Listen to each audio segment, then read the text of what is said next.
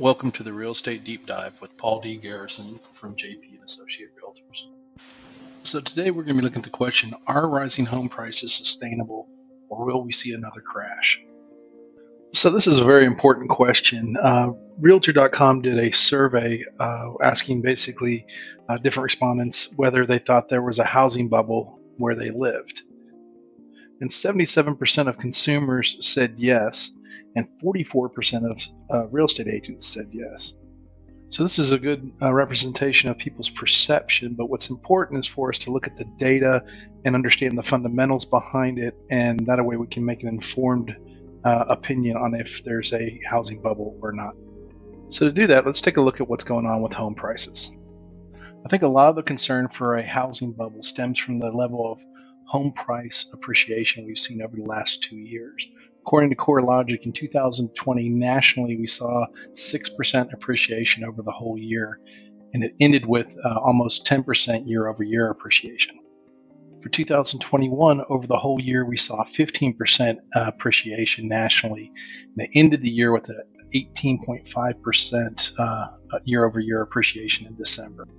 So why the difference between 15% for the year and 18.5%? What's going on there? Well, we weren't actually at 18.5% appreciation year over year for the entire year. So that's what actually causes the yearly average to be lower at 15%. We actually finished the year at 18.5% year over year appreciation. Now, you may remember seeing this chart from CoreLogic before in one of my other presentations where we talked about home price appreciation actually starting to decelerate a little bit. That was back in September, October timeframe. You can kind of see we actually saw a little bit of a drop there down from 18.1 to 18.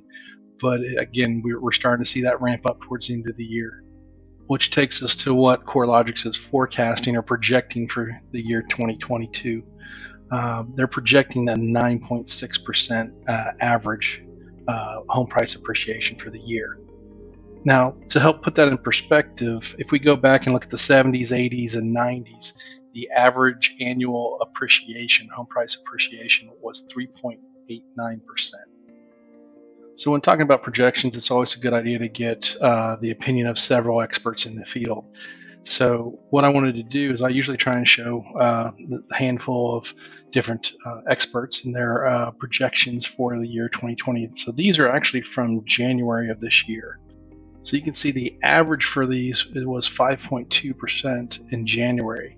Now, as they say, a lot of these are kind of biased towards the upside, and what's actually happened is they've revised these now. So if we look at the ones from February, in this next slide, we see all of them but two of them have raised their projections. So the Mortgage Bankers Association and Zelman are the only two that have actually kept their forecasts the same. All the others have actually raised theirs up, including CoreLogic, which is now at 9.6%, for an average of 6.13 or 6.13%. So pretty much all of these experts are predicting that we are going to see home price appreciation in 2022. The question is going to be how much. And most of these, as I mentioned before, are kind of biased towards the upside, or you can see we're trending upwards as far as their projections go. So we're likely to see them continue to probably revise these forecasts a little bit higher as we go through the year. So what's causing this price appreciation? Well, it's a simple matter of supply and demand. So let's look at some of the indicators of supply. One would be new listings. So if we look at it from a national perspective, we can actually see that new listings have kind of dropped off quite a bit. However, if we look at it at a local level, we see that we haven't really dropped that much other than what is seasonably normal for this time of year. So you'll see the low points in kind of the winter months of December, January timeframe usually are kind of the troughs of these cycles. And we're lower slightly than normal, but still there's a lot of that's due to the seasonality. So with active listings, we're actually seeing a similar story nationally where they're starting to drop. Again, keeping that upward pressure on prices. So when we look at the number of homes for sale at the local level, then that's where we actually start to see the tightness in the supply. So let's take a look at like Dallas County, for example, 3 years ago had over 6,000 homes for sale, where today we're under 2,000 homes for sale.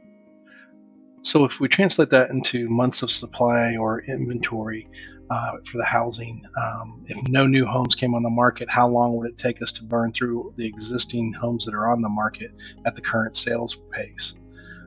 Currently, we'd have 0.7 months or 7/10 of a month of supply in Dallas County.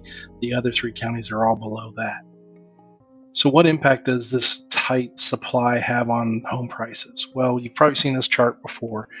Anything under 6 months of supply is considered a seller's market. And this is where there's going to be an upward pressure on home prices that will cause them to appreciate.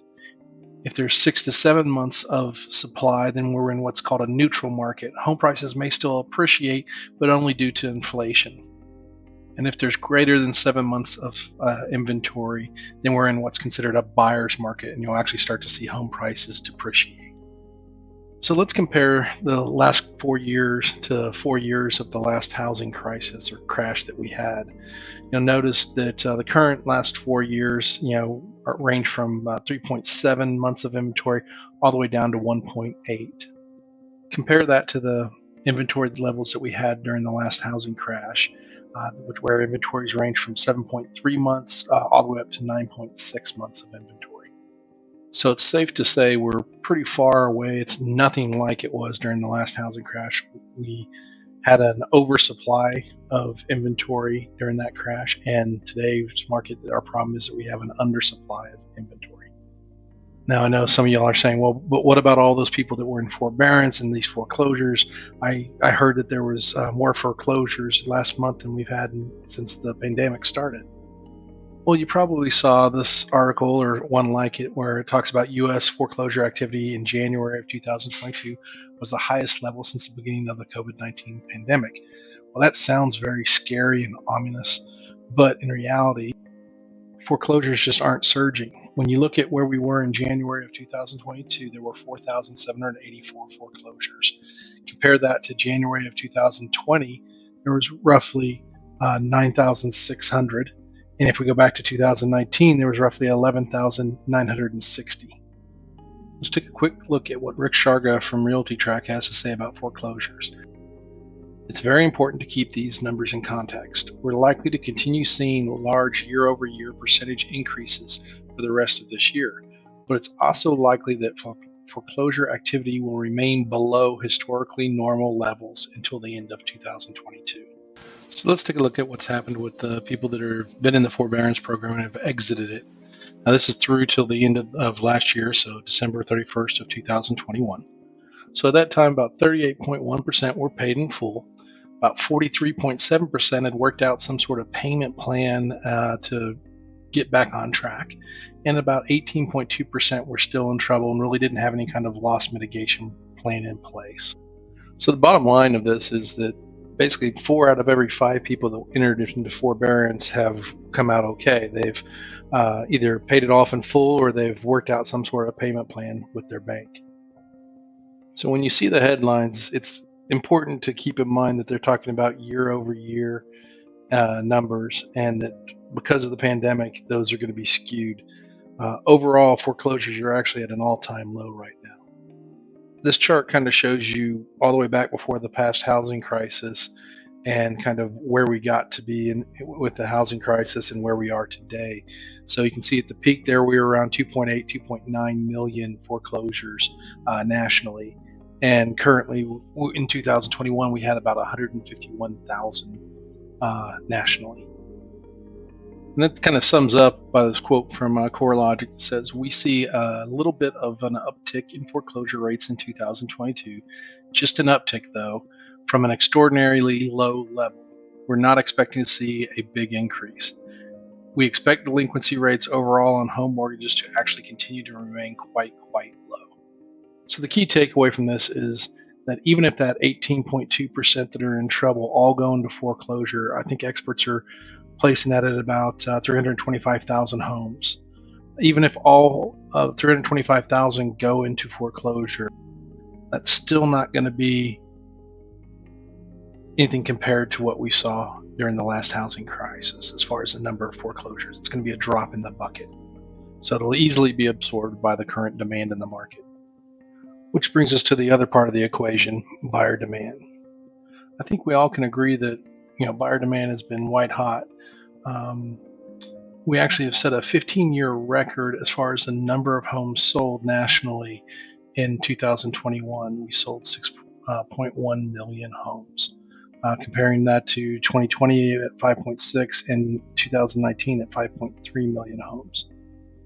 This chart shows the local number of showings per listing by county, and it's actually very great at seeing the effect of the pandemic on demand and how it's increased as time has gone on, especially here just recently.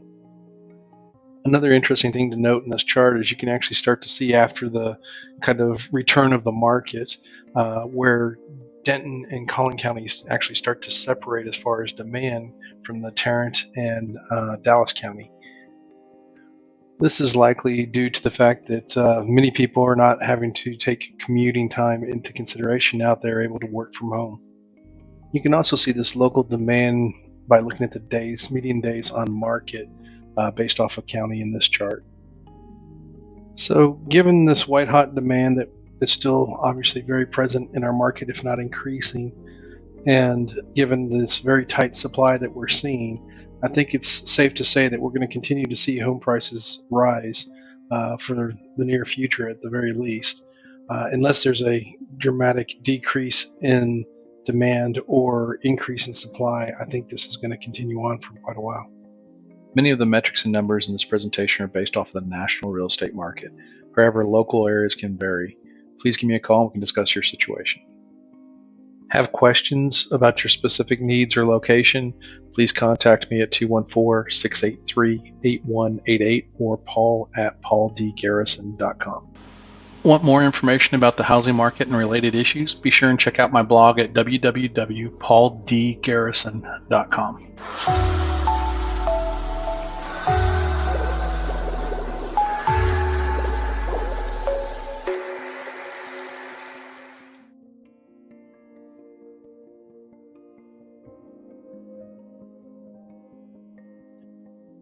Thank you for your time. Please take a moment to visit our website at www.pauldgarrison.com.